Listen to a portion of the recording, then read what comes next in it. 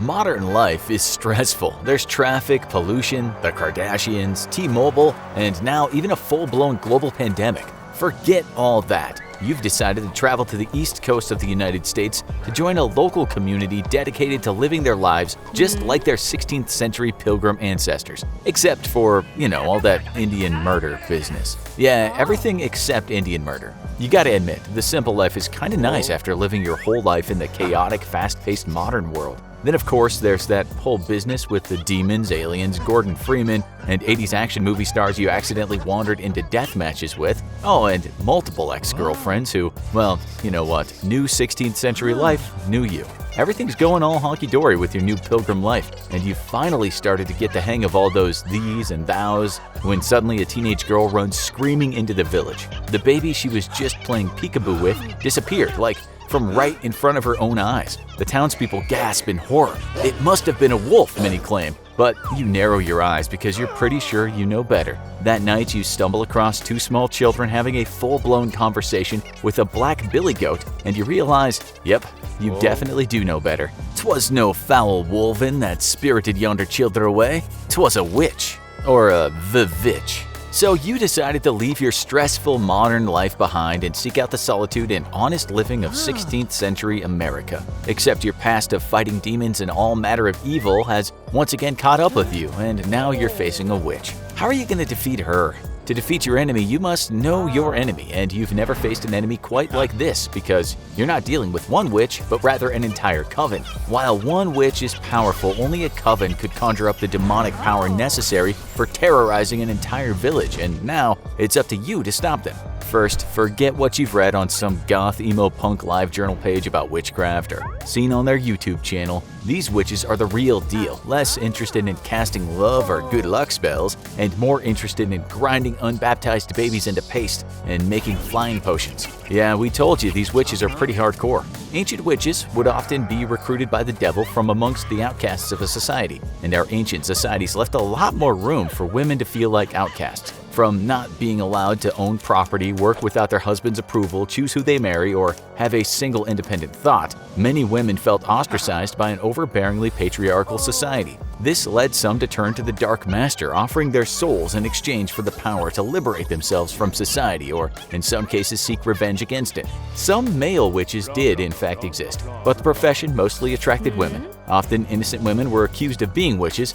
if, for instance, they happened to be discovered doing math or wearing pants. Math and pants wearing were surefire signs of the devil's influence, and it was the bonfire for those women. Meanwhile, real witches terrorized the countryside, flying across the moonlit night sky, doing algebra and calculus on the devil's back. Despite there not being a single mention of the need to hunt down and kill witches by Jesus, Christians nevertheless decided that the witch problem was something Jesus must have absent-mindedly forgot to mention, and took to the killing and burning of women with gusto, loudly proclaiming their faith as they did so. It was believed that one surefire way to spot a witch, other than math and pants, was to have the suspect recite the Lord's Prayer, as it was believed that the devil which resided in them would not allow them to do so. Another way of spotting a witch was to simply weigh them against the weight of a Bible, as it was believed witches had no soul, and thus would weigh less than a Bible. In the Netherlands, you could even be officially weighed and get a certificate proving you were not a witch. Yet another popular way of spotting witches was to throw them into the water with a rope attached to them, and as the water would reject their wickedness, witches would float while the innocent would sink. Literally, all of those things are the height of human stupidity. Because our ancestors were such idiots, it's a wonder they stuck around long enough to have us. So forget all that, because spotting a real witch isn't nearly as easy. If you want to eliminate the witch haunting your quaint village, you're going to have to do some old-fashioned detective work. Establishing an alibi for each villager during any sudden disappearances will start to give you a clue of which individuals seem to be always missing when something witchy goes down. And it's probably a more reliable method than weighing someone against a book or a duck. But your investigations are no doubt going to make you a target, so you best be ready to defend yourself from witchy attacks. Protection starts at home, and so should your defenses. Witches aren't demons or evil apparitions, so while holy water seems like it would do the trick, it's actually completely useless against a witch, as the witch is still human. However, holy water might be beneficial to use against some of her evil summons, if she happens to set loose demons or other terrors against you. So don't throw it out of your toolkit just yet. A better way to protect your home, though, is simple tabletop salt. Jesus said that believers are the salt of the earth, which might sound weird to a modern audience, as most people know that if you salt a patch of earth, it pretty much destroys its ability to grow crops. Well, back in Jesus' day, salt was pretty much the most amazing thing in the world and absolutely necessary for human civilization. Salt was used not just to flavor things, but also as medicine, though its single most important use, and a possible reason why human civilization was even possible in the first place, was as a preservative.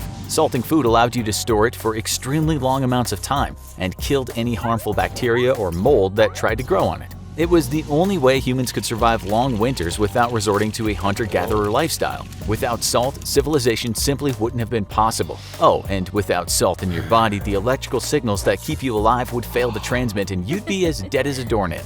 Thus, it makes sense why Jesus made a pretty big deal out of salt. Because of salt's life-giving properties, it makes an excellent tool for warding oneself from the evil magic and influence of witches. You can create barriers around your house by forming a ring of salt around it. A witch's magic will fail to penetrate this protective layer of salty goodness. Yet salt has another use in combating witches, and it's for use against her minions. Most witches are able to call upon demons, familiars, or even the undead to torment and attack their victims, and salt can help you destroy these evil aberrations. Wiping salt on a sword or axe will empower it against evil, causing the wounds it delivers to be impossible to regenerate.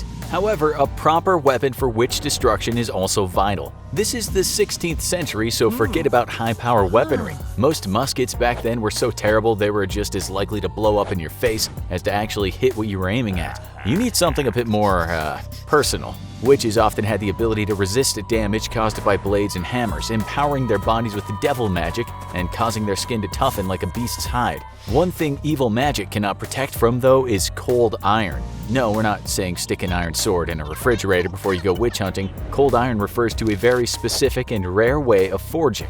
In cold forging, a metal is never heated until it's glowing red hot and then hammered into shape, as you've no doubt seen in countless fantasy films. Instead, metal is beaten into shape while completely unheated, using nothing but raw human strength, or in the modern world, a mechanical press. Lacking modern manufacturing equipment, you're going to need to find a piece of iron and start hammering it into shape. And we hope you're in really good shape, because you're going to be working on that thing for days. Seriously, it's stupid hard to make a sword out of unheated iron. But all that sweating and beating on iron is going to pay off in spades when you got yourself a weapon no evil can protect from. Now, rub some salt on that bad boy and get ready to take on a horde of witches. Well, almost. Because you're still vulnerable to a witch's hexes, and if you're trying to kill a coven of witches, you can be sure you're gonna get hexed, like a lot. So it's time to once again turn to cutting-edge 16th century science and protect yourself from witch hexes with pee. Find yourself a small bottle and then fill that bottle with nails, some bent pins, a pinch or two of hair, a whole lot of urine, and then wear that bad boy around your neck. We know what you're thinking. Ew, gross, I'm not wearing a bottle of pee around my neck.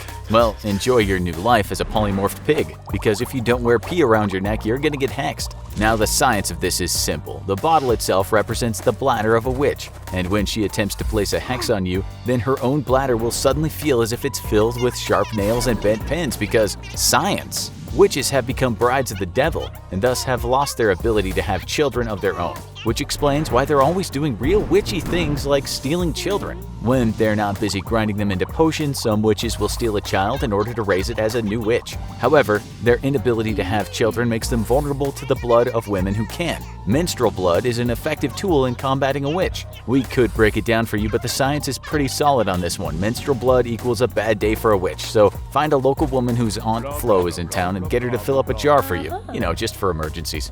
But wait, because you're definitely not dressed for witch battle. Centuries of witch science have brought humanity the most cutting-edge anti-witch technology and methodology for protecting oneself from their evil attacks. Before riding into the battle with a coven of witches, there's one thing you need to do to protect yourself from evil magic, and that's to turn your underwear inside out. You could wear outer garments inside out as well if you wish, but most witch hunters stick to the tried and true method of simply wearing their underwear inside out to repel magical attacks. Once more, because of science. Alright, you got your salted, cold iron forged blade, you're wearing a jar of pee around your neck, and you're no fool, you've turned your underwear inside out. For emergencies, you have a vial of period blood.